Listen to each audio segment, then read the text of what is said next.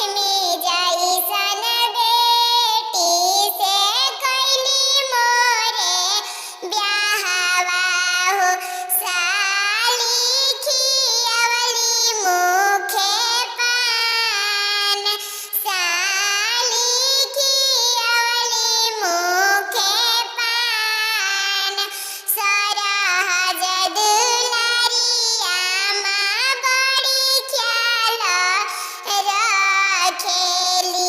रात भर बेनिया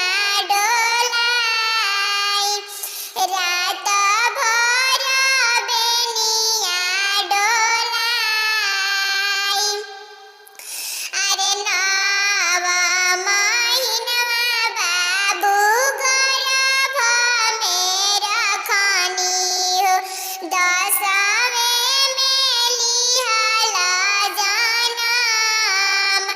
अरे पालिया पोसी बाबू इतना बड़हन कइनी हो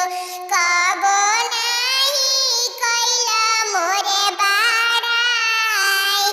अरे कही दिनवा बाबू गइला ससुररिया हो सासू जी के तना बाड़ाई सासू जी के तना बाड़ाई